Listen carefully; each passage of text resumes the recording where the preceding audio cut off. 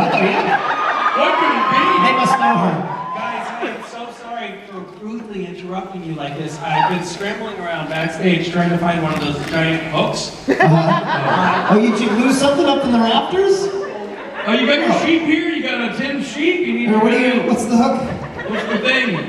Anyway. Oh, is this your So- I guess this is goodbye, folks. Misha, don't question block me. What? Question block? Yeah. That's the worst kind of blocking. All right, ask that question. Let's I was hear it. Okay, reading about these guys, and this other guy came up and totally question blocked me. Yeah, man. Haven't got questions since. Yeah. Do you want to say hi And to I my just died to ask friend? something. You'll have to wait for Misha to rudely stop talking over your lovely question. Hi. Hey, I'm Paul Fitzgerald's friend. Hi, how are you? But my question's for Rich. Okay.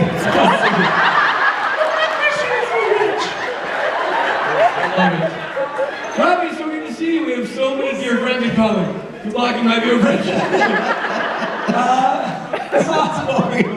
Was that, I haven't been at a lot of your guys' panels. Does that happen a lot?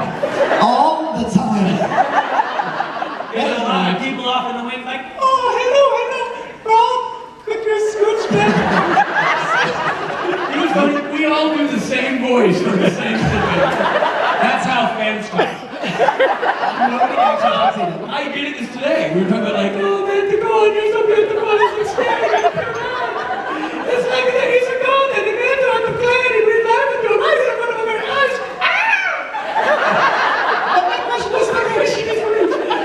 Alright, what is your question? So my question is, you filmed a show or a movie. No, wait, just one quick interjection. It seemed a little bit unfair. Well, you didn't realize that I was going to be up on stage. Yeah, that's true. When you came up with your question, so you wanted people to do one. You want to rethink it and do it like, you have these 4 eligible bachelors.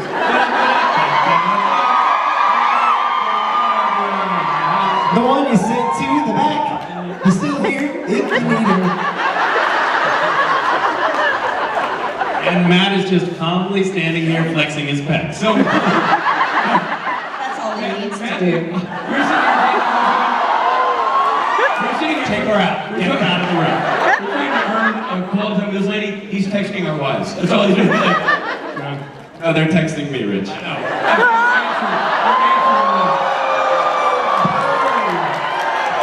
It doesn't hurt because it's true.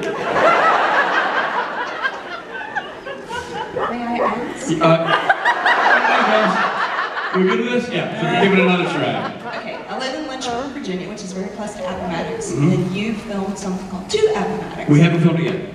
Haven't filmed it yet. No. What can you tell us about your character? Yours is one of the only fictional characters in the show. It is, but it's based on a real character, which is there was what's called a cowards brigade that was started up. They were hanging men who were cowards who would retreat from war and go MIA. Kind of typecasting. Huh? Yeah, pretty spot on. Trust me. The brown pant brigade. Like ha. So they decided in the court system they needed soldiers more than they needed hang guys. So they were giving soldiers a second chance. And they created a brigade of guys who were willing to go back and retrain and go back to the front and fight. And so That is not the brigade you want to be assigned to. That's the one. The coward brigade. Nope. We're going to kill you for being scaredy cats, but instead we'll send you off to war We'll put you in the together. front lines. Yeah, by the way, with other cowards. Guys you don't want to share a foxhole with. So that's what it's based on. Is it going to air?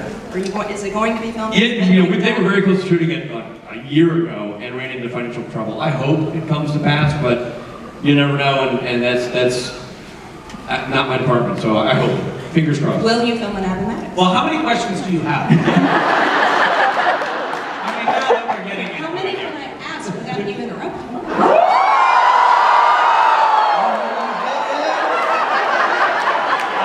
You just got hand slapped.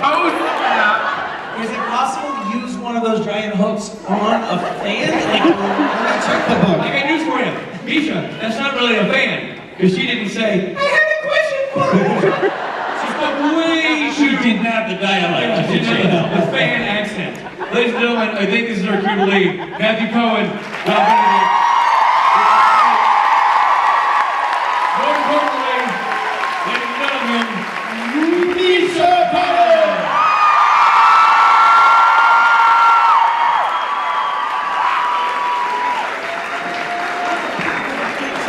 Where is the band? You know what? I blame the band. Yeah, where's the band leader? We don't look at the time. We count on the band to start playing music. I'm not the band's keeper. Actually, no, you are the band's keeper. By the way, when you step up to that microphone, you're now part of the band, which means you're part of the problem, which means how dare you? First of all, you. All right. Bye. Bye.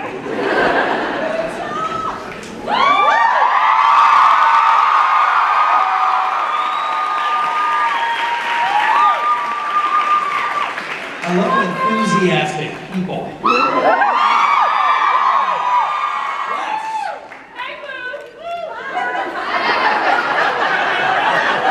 What did you just say? Did you call me Boo? I like that. Hey, I now answer to Boo. Hey! Our nation's capital. That's where we are right now. How many people representing in this audience actually live within a 50-mile radius?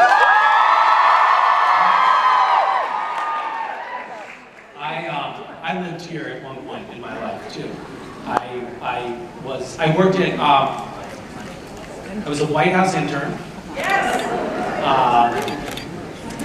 I still have a stained blue dress to prove it.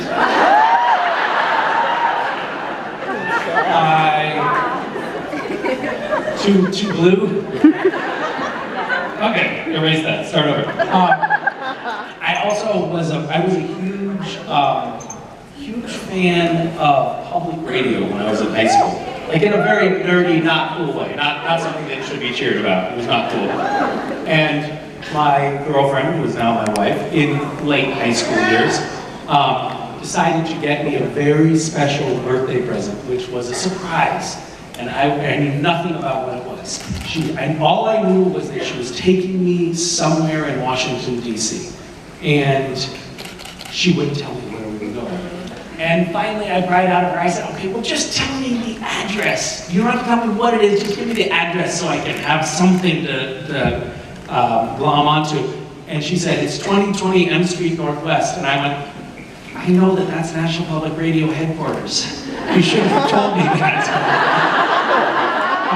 So she took me and gave me, I got to sit while they were recording, in the recording studio while they were recording All Things Considered, and I thought it was the coolest thing in the world. And then I ended up actually working there for a little bit, and I was like, oh my God, I was like a total fangirl in the hallways, because I would hear these voices walking toward me that I knew so well. It was very exciting. Those are two of my Washington, D.C. stories. I'm sure I have more, but I won't tell them. Does anyone have anything that they want to talk about? Gish quiz. By a show of groans, how many people are going to participate in Gish quiz this year? Wow. That's a lot. Who's done it before but is smart enough not to do it again? Yeah, about the same number of people. It's going to be good this year. I have something exciting, which is that I'm not going to tell you. Don't tell, Misha. Keep it a secret. I usually spend about the next hour after doing a panel thinking, why did I say that? Shh. Shut your mouth. Filter things. So I'm trying to filter more now.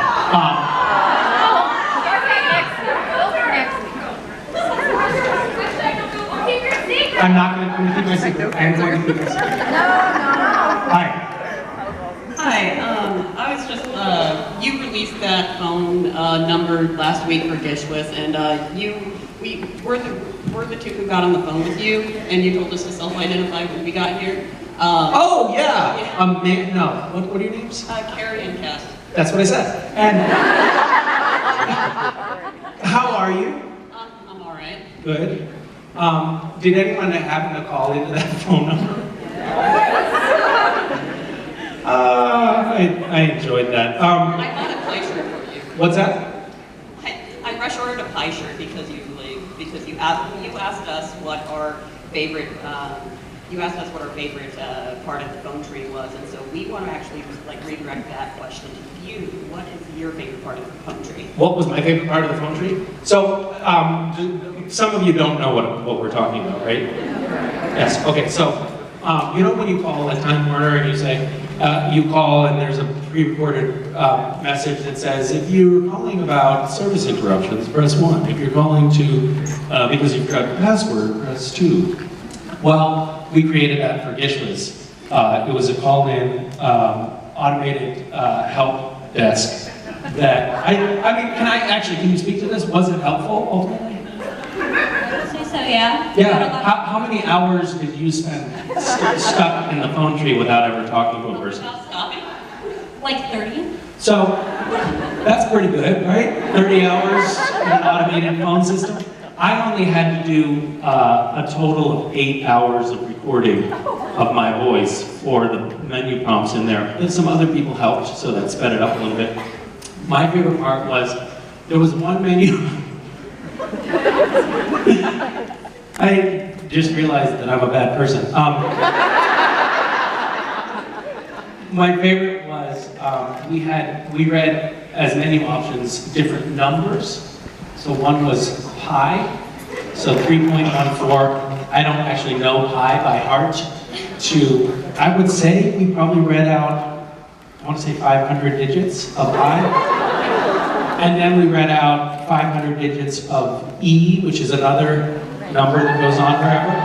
And then we read out 500 digits of another couple of numbers. And the cool thing about it was if you tried to press a menu option, it would tell you, you must listen to all of the menu options before making your selection. And not only did we read out pi to 500 digits, but I had my 4-year-old son do it. And the pace at which he reads is really maddeningly slow. So pi alone took about 5 minutes. And you have to listen to that, and then you have to listen to the next number, and the next number, and then the next number, before you can make your selection. Which of course, the selections Like were 10 minutes or something like that? about 20 minutes. And then of course, the next menu option was equally unsatisfying. So yeah, it was an interesting exercise. It was also interesting, we had one of the menus would take you into a conference call.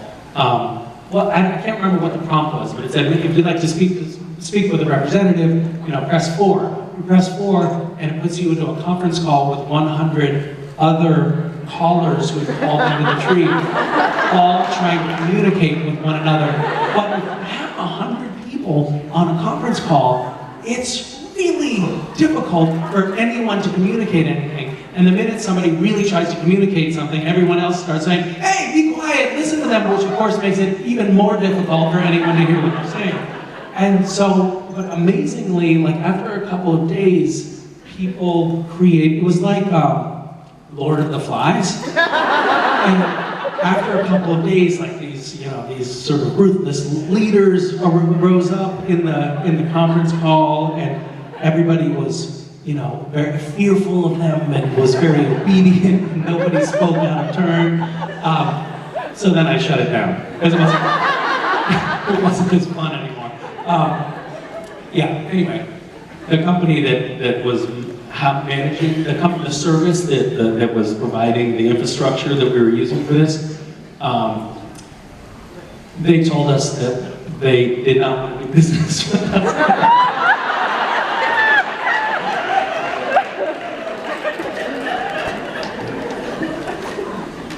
Are there people on this side of the room asking questions too? Oh, is it us? I don't know, are you ready? I am now. What were you guys discussing just now? Hi, Misha, how are Hi, you? good. Good to hear it. My name is Marcy. Okay. And I'm here Yes. representing my friend Angie, who is probably right in front of you with her hand waving. Hello. Hi, Angie. She was here last year and she donated to your Random Acts. Thank you. I believe it was an unconventional way of donation via Yeah. Matt. But this year she would like to donate as well to you. Okay. And I was welcoming suggestions. Why do I feel nervous right now? She very well should feel Okay, nervous. great. So, what are you talking about? She's right there. You Yes, go there's. ahead. I see her. Okay. Remember this? Oh, year? yes. Okay. Got Now it. that would be between you two, and I'm now officially out of it. So, essentially, I am a Chippendale dancer. If I'm not mistaken. Where's Matt when you need him? Matt, are you back there? Oh, no. Misha, I No. will take you. Wait. Now I can help you out anything you'd like. Wait, what's that? I can help you out. You can help me out? Yeah. Okay, so you get up here and you'll strip and your friend will give you money. Then we're good? Great. So it sounds like a deal. So, wait, what's that? It's for a good cause. It's for a good cause. No, if you want to strip for a cause, that's cool by me. You know, hey. There are definitely moments when you know an actor or performer does feel a bit like a prostitute. And This would be one this would be one of those moments. Although, are you a prostitute if you don't actually engage in the transaction? No. Possibly. You can take the cash. You could just take the cash and not be a Yes, you prostitute? can, and walk away. Is that how prostitution works? Because if so, I do want to be a prostitute.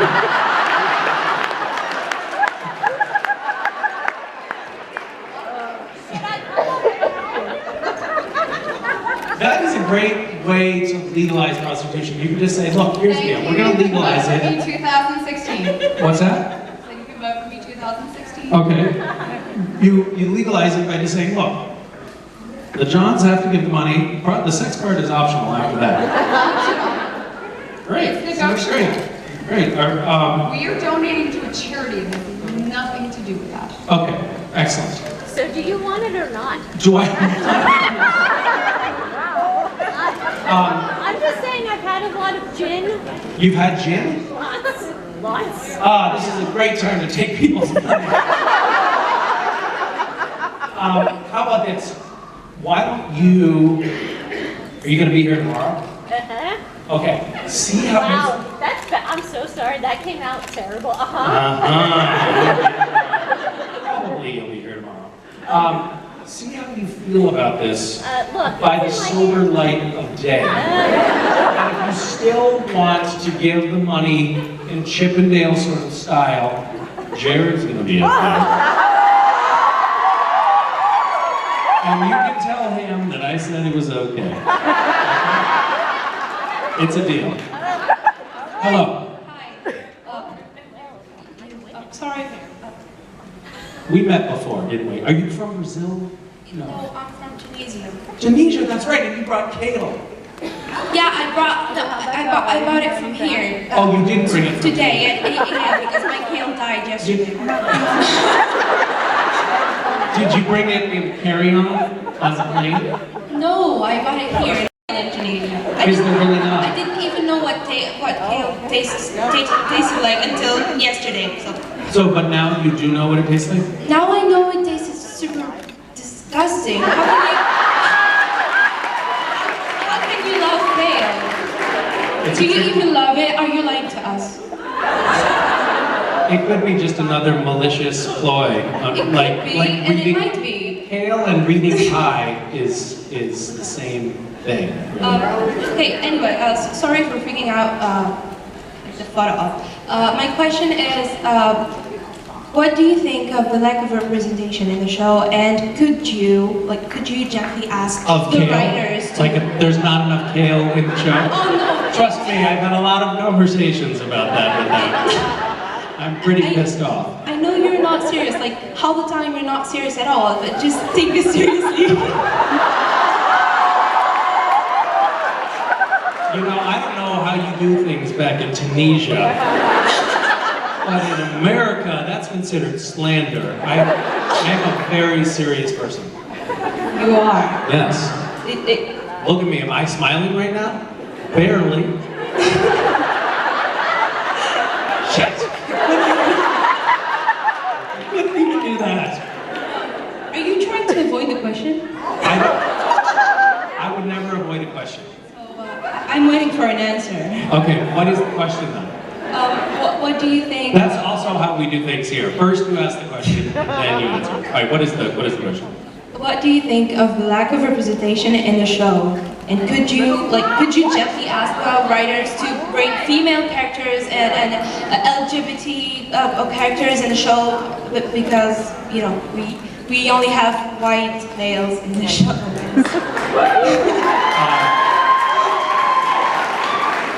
First of all, I'm black.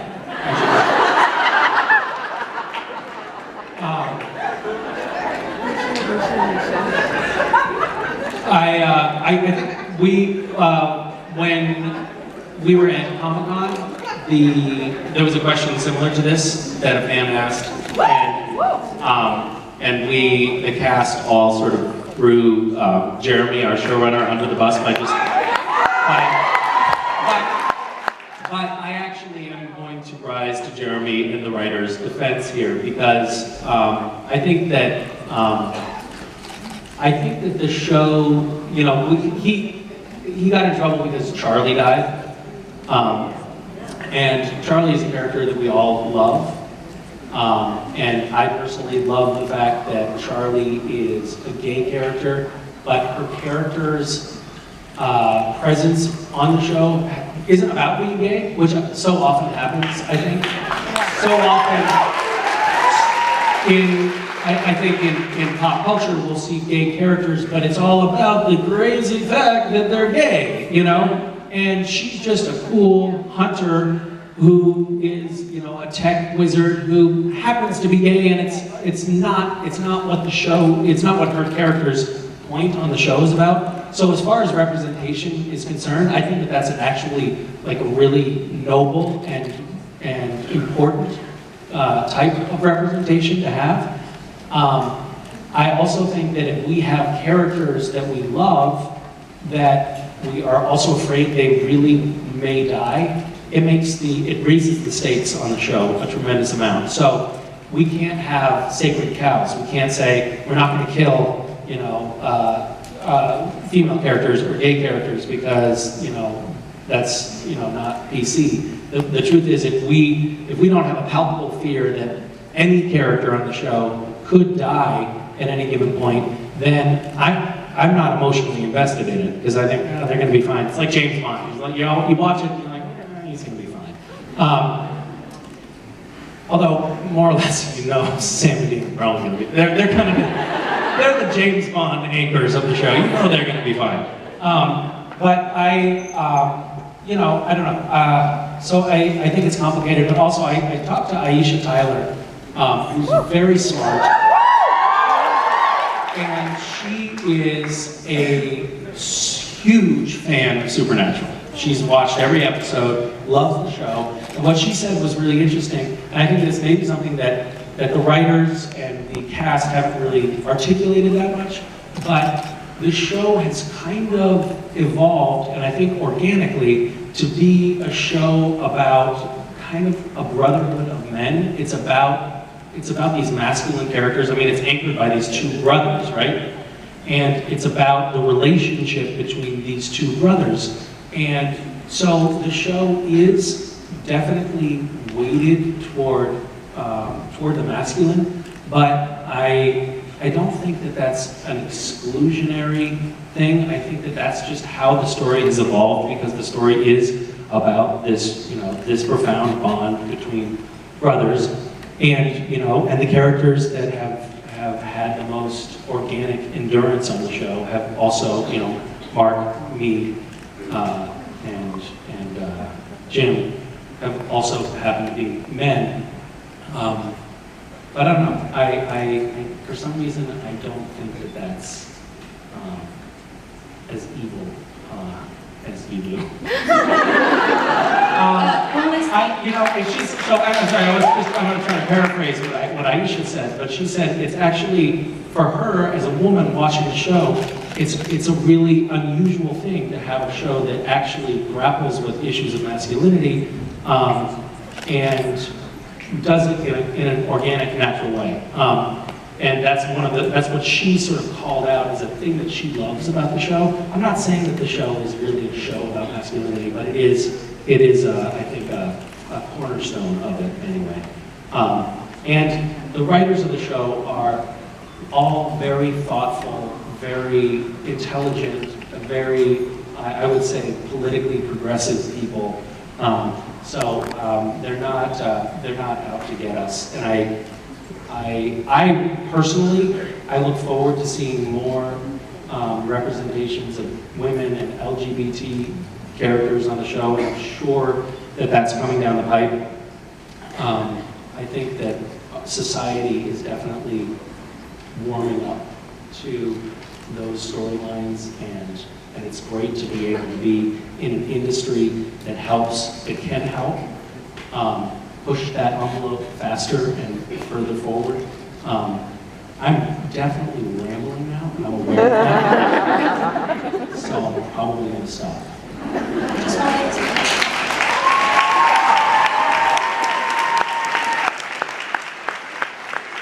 One last thing, I just wanted to thank you for being such a hero and for like helping us through our futures. And yeah, thank you. Thank you, that's very sweet. I did want to say one other thing about Charlie in particular. I was killed, I think, 6 times on the show, and I really thought that I was gone. I think maybe the 4th time they killed me, they sat me down and they're like, sorry, we're not going to see you again, you're dead. And I came back, and I'm still on the show. So I don't think that just because the character has been killed on Supernatural, she's walked away, but it doesn't really mean anything. I don't know if you've seen the show, but I'm still talking to you, but that's okay. Hi. Hello. I would like to know, what's your favorite video game? What's my favorite video game? Yes. Miss Pac-Man. Obviously. What's your favorite video game? Legend of Zelda. What is Legend of Zelda? I'm just kidding. What do you do in Legend of Zelda? You kill things. You kill things. So it's pretty much Miss Pac-Man, huh? Is it a spin-off of Miss Pac-Man? Well, do you save princesses and... Basically. I mean, not per se, no. Okay. Do you have a sword in Pac-Man? You kind of have a sword, you have a mouth. And a bow. In your round-headed head. I didn't play a lot of video games growing up. I don't play any video games now. I think it's because I'm too impatient, perhaps. But we did used to go to a laundromat to do our laundry that had some pretty sick games, like Centipede.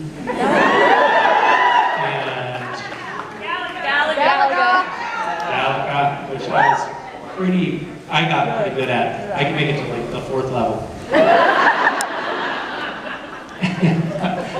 I was pretty terrible at video games. But we were, we would save up our quarters and we would play. And we were into it. So I think we share that bond. Thank you. Hi, sorry, I'm terrified. Sorry, one more thing. So also, I would go over to my friend's house. My friend had a computer, which was super cool, and he had some video games on his computer, and one of them was, Mario Brothers. And we would play Mario Brothers all day long. Like, because I didn't have free, unfettered access to video games. I had to put a quarter in every time I wanted to play, and I didn't have any quarters. So we would go there and we would play for like 12 hours straight, and then I remember I would dream Mario Brothers. I would be like, oh my goodness, it's amazing. Do you ever dream Zelda? Yeah. Not really. It's called the Tetris syndrome? Yeah. It's a real thing, huh? It's a real thing. I think it means that I caused serious harm. There was this one time in the grocery store. Yep. I like where the story is going already. You we had our groceries out, and suddenly I grabbed the sword and started attacking other. No, I started playing Tetris with the groceries. I didn't know what I was doing. I started like taking them out and putting them back in the cart, like really neat, when they were in the bags. Okay, that's not the Tetris sentence, that's OCD, but good talking to you. Hi. Hello. My question is, what's the strangest thing you've done for money? And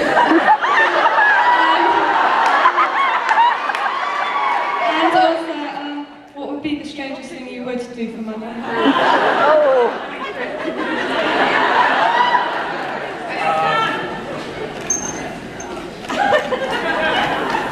It's still an option, Misha. I'm sorry.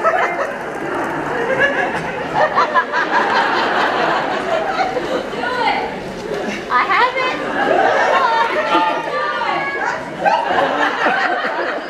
When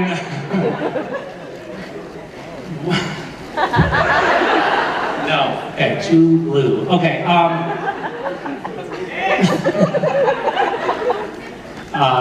trying to think of what I can share with you. At one point, when I was in college, somebody said this. I was on the north side of Chicago, and this guy came up to me and was like, "I'll give you $20 for a blowjob." And I was like, "No!" And he said, "No, I'll give you the blowjob." And I was like, "What? Do people pay in that direction? That doesn't make any sense." I didn't take him up on it, but it did get me thinking, like, well, I mean, if you could make a living doing that, that would be pretty good.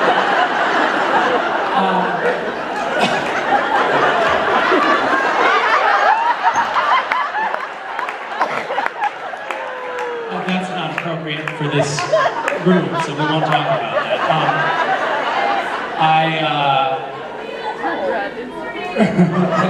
See you on Tumblr in the morning, yeah. Let's see. That's a really good question.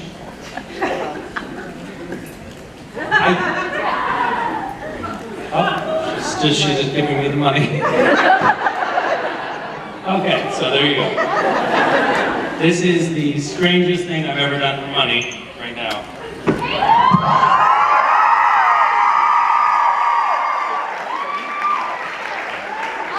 It's also the strangest thing I would do for money, so we just killed two birds with one stone there. It's for charity. Holy shit, it's a lot of money. I didn't know you had this much money. I thought they were fucking ones.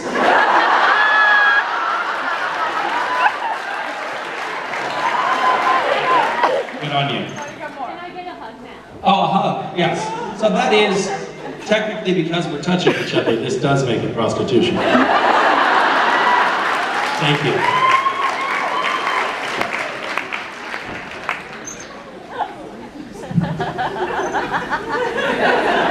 Does she still need to give me the Jared smile? Yes, Jared's still on for me.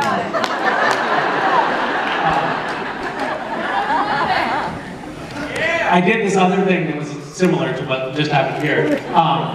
When I think I was in like the end of high school, there was a guy in town who was an artist older guy, and he wanted to paint. He wanted to do drawings, and he wanted figure. I was going to be the figure drawing person, or I don't know what to call it, but I was the model. So, and the idea is I just sit in the chair and he draws me. Naked? Not naked. Not naked. Totally above board. Not that naked figure drawing is not above board.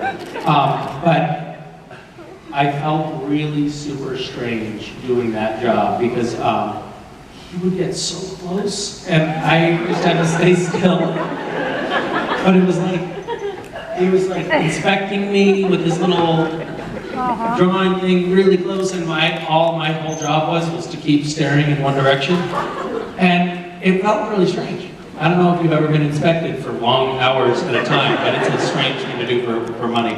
I also worked on, when I was 11, now the ideas are coming, I worked on what's called a Polish butterfly. And it's a tractor that looks like a biplane because it has these long wings that are right above the ground. And then there's another wing above that, and you lie on the lower wing and you pick cucumbers as it very slowly drives down the road. So you're lying on your stomach, picking cucumbers. That job really sucked. Super shitty job. If anyone ever, they make it sound fun, like Polish butterfly, you think, oh, that's gonna be great. It's not great, so don't fall for it if anybody offers you a job on Polish butterfly. How about you? What's the weirdest thing you've ever done for money? I don't have a job. Have you ever done anything for money? I get paid to sing. You get paid to sing. Yeah. That doesn't sound so bad. It's not really strange. I mean, I've like sung on radio and stuff, but it's not really like strange. Okay. All right. Good, safe answer. Good for you. I shouldn't have said the things that I did, but I did. Had I known we were allowed to answer that way, I would have gotten it much easier. I was gonna say I'm tapped out, sorry. Damn. Hi. When Castiel was saving Dean from hell, he was working with a garrison that had like Balthazar and Ananias, etc. in it. And I was wondering if you could elaborate on your own headcanons about what Cass's relationship with this garrison actually was. Elaborate on my own what? Headcanon? Like what? Headcanon? Is that another new term that I haven't learned? So is headcanon what I think goes on in the world? Headcanon, except it's your own head. So is headcanon... It's your idea. Hold on. Is headcanon only the purview of actors and writers or something on the show, or can anyone have headcanon? Everybody has headcanon. Is it contagious? Kind of. Yes, some of them Because are. you can explain your headcanon and then other people are like, oh, I got it. Oh, And then- you can spread headcanon. Yeah. So you have to, somehow, you have to be careful about it. Okay. So, it's highly contagious, it sounds like. My headcanon on the garrison is that, that they were a fighting group with not a lot of great jokes. You know? I do recall Uriel being the funniest angel in the garrison. And as far as I know, he didn't even crack a hint of a smile ever on the show, let alone any joke of any kind. So that gives you any indication of how much fun the garrison had together. Although Balthazar was in the garrison, apparently. Is that true? Was he in the garrison? Because my headcanon's a little foggy on that point. But if he was in the garrison, then I think that there was some fairly lascivious stories being told at bedtime. Alright, thank you. Do you have headcanon? About the garrison or in general?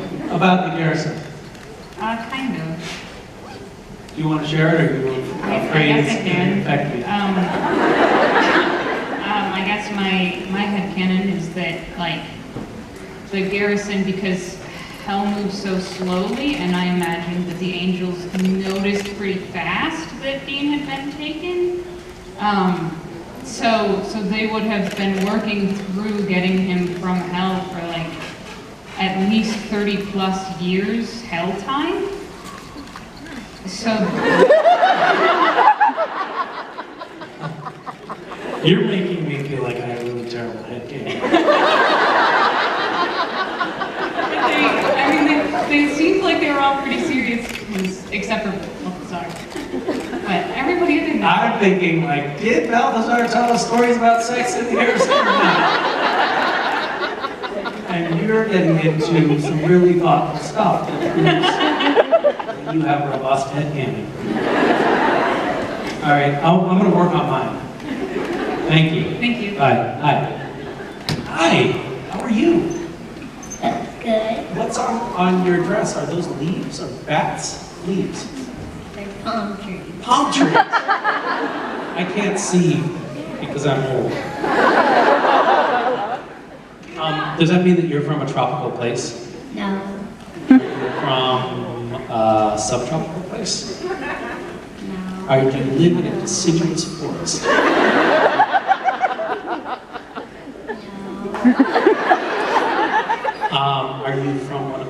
United States. The mother says, just say no to everything. Are you,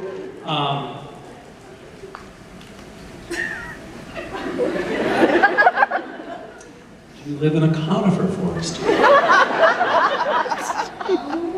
Hey, Mom's a yes.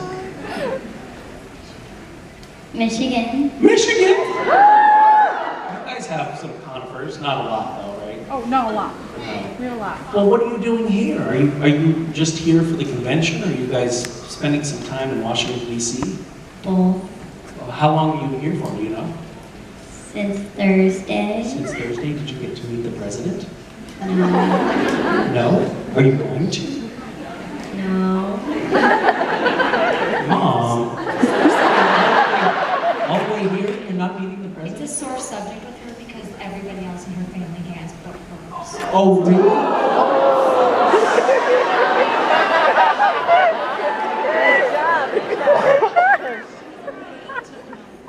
I'm sorry. I have to open my big mouth. But you got to meet Misha Collins, so. Yeah. Sorry, it's a terrible consolation prize. She doesn't want a hug from me. She wants to meet the president.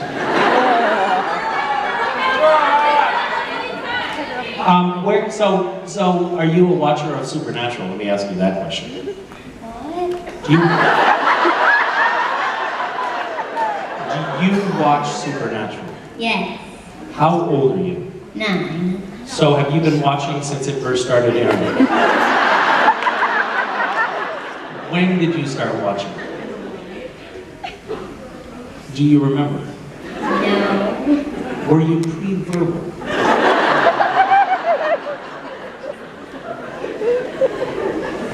Are you enjoying this line of questioning? How old were you, do you think, when you started watching Supernatural? Or do you remember? 8. Really? Wasn't it too scary for you? What? Are you a ruthless killer? How could you not be scared by that stuff? I have nightmares when I watch Supernatural. And I'm much older. What do you like about the show? Everything. Really? Even Crowley? It's okay to say no. He's not here right now, so we're safe. All right, I've asked you too many questions. It's not fair. Do you have a question that you want to ask? Yes. I'll let you ask it. Go ahead. What is it? If you had to be a different character on Supernatural, who would you be? Crowley.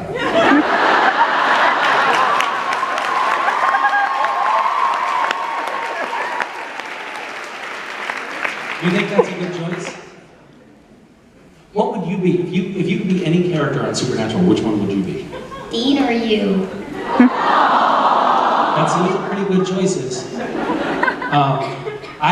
Can I make a recommendation? If Supernatural, the universe of Supernatural were a real thing, if it was real, which it is, I would recommend, and you could be one of the characters, I would recommend being Castiel because there's a chance that you might live forever.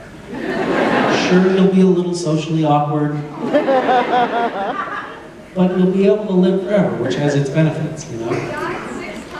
He died 6 times and still is alive. So just, I don't know, talk to Jensen, see if he has another opinion on the matter, but I think I would go with Castiel. Good talking to you.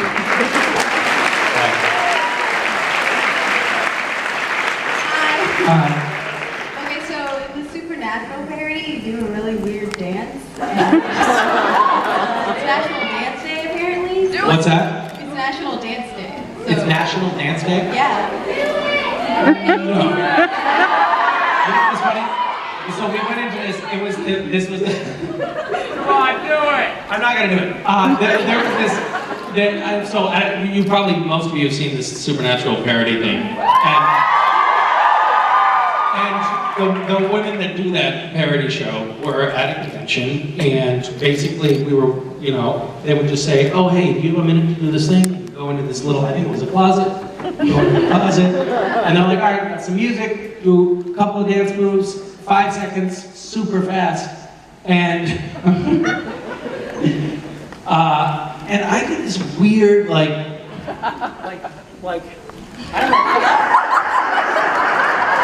don't know where that came from, or, and it was like, okay, they were like, okay, great, and I was walking away, and I was like, was I just giving, like, what was I just doing? Anyway, I know I ended up seeing it, and fortunately I can say it did come out looking pretty cool.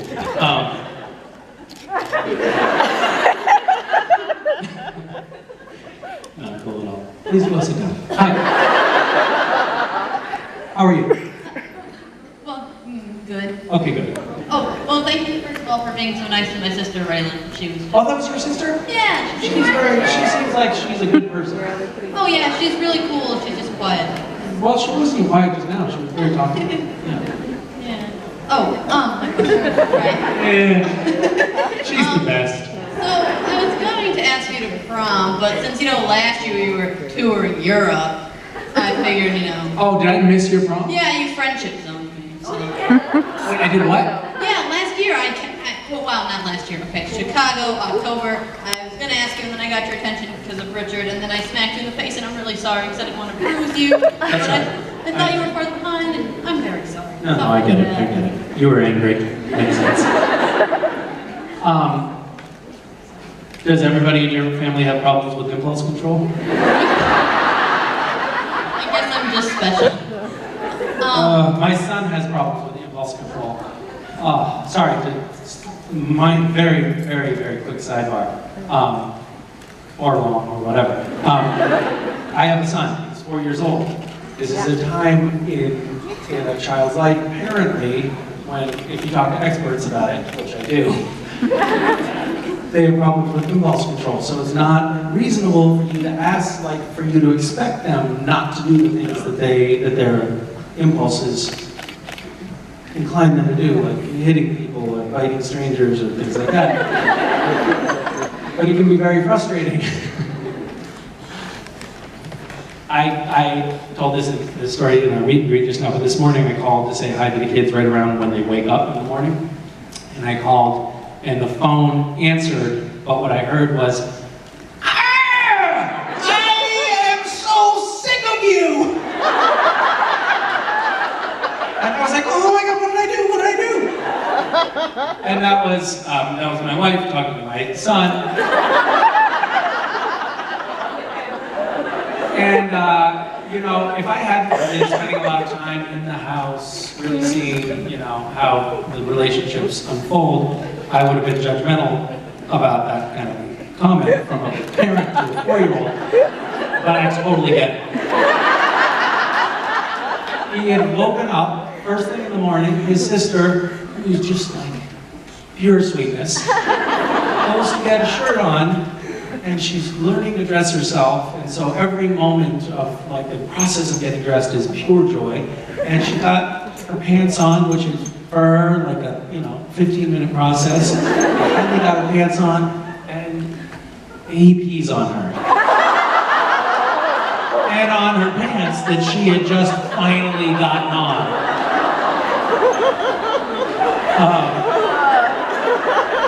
It's okay, he made up for it by just laughing maniacally for about 20 minutes. Anyway, so I get it. You don't have impulse control. Okay, my question is, what is your favorite Beatles song? And you can't say Twist and Shout. Oh, that is such an impossible question to answer. I don't answer. Don't do it, it's a trap. Save yourself. Have you asked Mark Shepard this question? Have you? I tried to ask Mark a question. Mark is fanatical about the Beatles. He loves everything about the Beatles. You should talk, and by the way, if anybody has any Beatles-related stuff, that they want to give to Mark, or little ditties that they want to sing to him. He's crazy about the Beatles. He loves it. Jude, get that to him.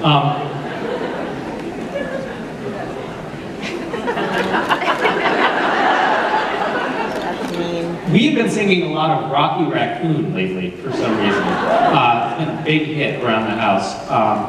So is Yellow Submarine, Hey Jude. I don't know. There are a lot of good Beatles songs. What's your favorite? Yesterday? My favorite, So Hold Me Tight. Oh yeah. I don't know that one. How did it go? What is that? It's on the Beatles. Let me think. It's Meet the Beatles, not the American version, but the British version that they first introduced. I mean, it's on the American CD as well, but... Sing it. Will you sing it? What? Oh. Okay. This is a change of events. So hold me tight, tell me I'm the only one. I think I might never be the lonely one. So hold me tight tonight, alright with you. Nice! Awesome. That was very well done. I'm glad I asked you to sing that. Thank you. And now I do know the song. Hi. Five more. Hi, guys. Hey. Is it weird to see the band on stage? It is. It's a little disconcerting. It's a new thing. So this is what you're doing now. You're coming on stage. Yeah, we're coming on Which stage. means how's it going? Abraham. How you doing? How was this? This is going pretty well. We're not ending you. You still have some time. We're just... I know, but I'm just giving a recap to catch you guys up so you can know where we are. Well, we just walked in the building, and I gotta say, you have a beautiful singing voice. That was lovely. We've been talking about prostitution a little bit. So the usual stuff. Yeah, the usual. Blowjobs. DJs, yeah. Yeah. And also talking to children. So, I think we're doing really well. The great thing. Really. All the same old Castiel questions. Yeah, another Dave Jones, huh? We got another one here? Yeah, we got a question over here. Hi. Hi. So I was going to ask you, what was your first date with your wife like? Like, who asked who? I know how you guys met, it's not that, but like, who asked What was my first what? date with your wife like? Who asked who out on your first date? Oh my God. And like, what did you do? And what did we do? DJs all of a sudden.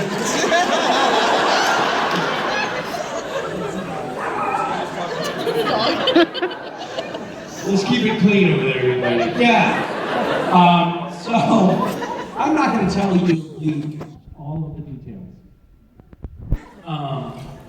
However, it started with... The evening started, it was high school. We were on a trip. High school children are not supposed to drink alcohol. We just drank spicy water out of a bottle labeled vodka. And then we did things, and then we had a few days and we came back to school and I saw her on the bus and she had hickeys all over her neck. I was like, oh my God, that's the look. Like it's been 3 days and she's off, messing around with some other guy. Well, I guess this isn't gonna go anywhere. Anyway, turns out those were from me.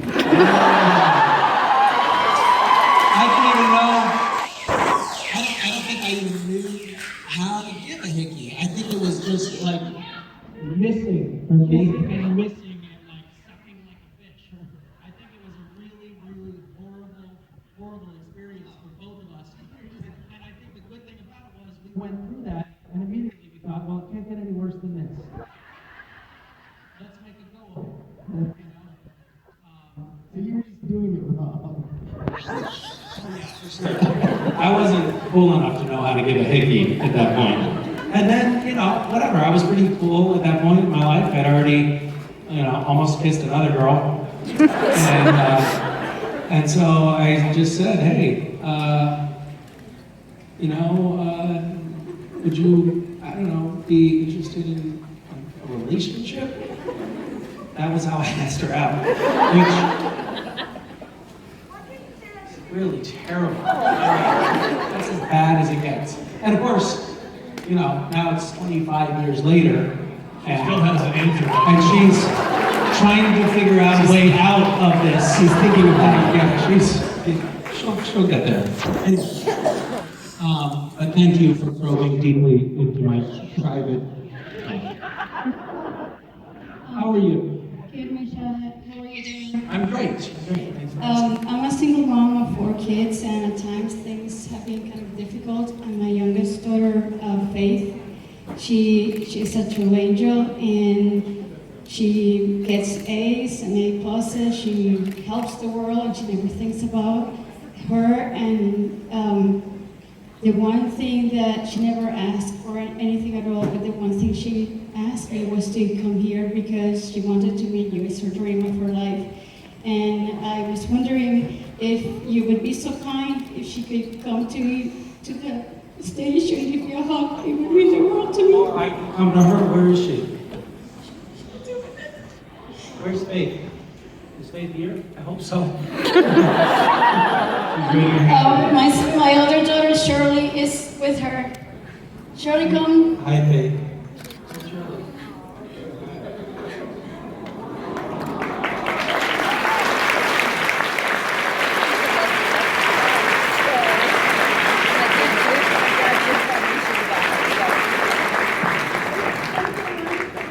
You have a very sweet mother. Wow. Where are you guys from?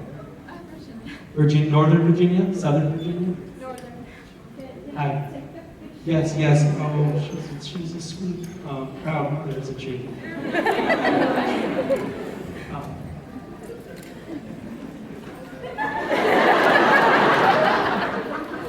Thank you so much. That is so very sweet and very lovely to meet you. Yeah, really nice to meet you. Thank you, Gish. So are you. And so are you. Single mother of 4 kids? That's not hard. Please, that's easy. So much for all the people. People really adore you, and you have the kindest heart I ever known. And my both daughters are going to be doing great Christmas, and they pray for you every day. Well, that's incredibly sweet. And if you saw me yelling at my children, you would know that I'm not the good person that you think I am. I would go so far as to say she spent 5 minutes with you backstage. She did that. Very nice to meet you. Very nice to meet you. All right.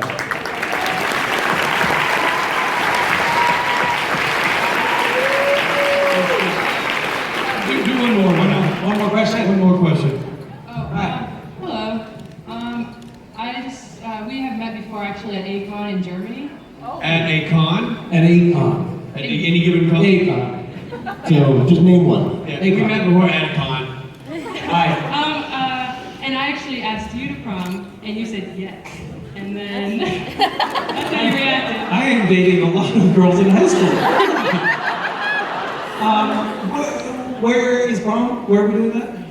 Oh, it was 2 years ago. You're late. I'm in college, it's too late. You're in college? You're late. I'm starting college. I'm sorry about missing prom. It's okay, but my question's about... I had my corsage and everything, and then I got lost. Sorry. It's okay, don't worry about it. But my question was about conventions around the world. Like, you've been to like the UK, Italy, and Germany. I was wondering if fans around the world, are they different, like each convention you go to? Yeah, they are. Well, thank you. Yeah, the fans in Germany speak German. Fans in Italy speak Italy. They're definitely, I would say, wouldn't you guys agree that there's a palpable cultural difference in each? Yeah, I think we were talking recently, I think we've all decided that the American fans are the worst. I mean,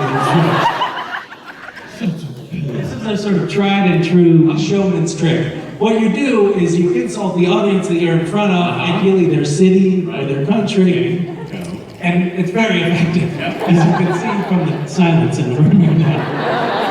My tour of Perth went really well.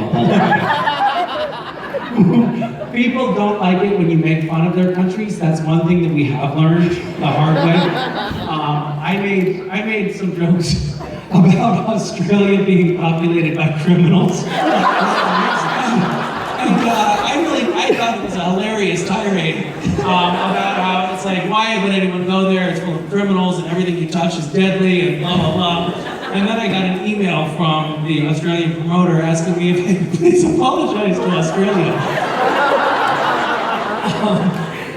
And then Rob, of course, I don't know if you know this, but he hates Perth, which is a city in Western Australia that I've never been to. He just has it out for them for some reason. And at one point, Rich was like, we were in Australia at this convention, and Rich was like, Rob, I don't know why, but he hates Perth. And immediately Rob was like, no, I don't hate Perth. Where's that coming from? I don't hate Perth. What? And from then on, everybody come up and be like, so what is it about Perth you hate so much? And there's no taking it back. And now everybody who lives in Perth is like, well, yeah, we'd love to have supernatural guys out. Obviously not Rob. Because he's such a dick. I haven't been invited back to Australia since, by the way.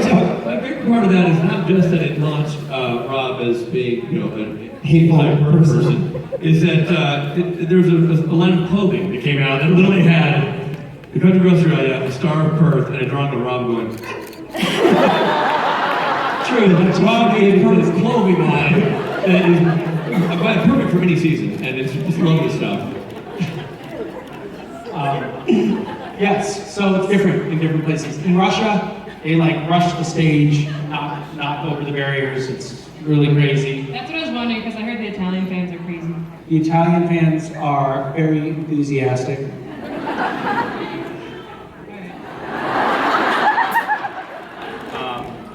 Okay. Thank you. Thank you, guys. So, ladies and gentlemen,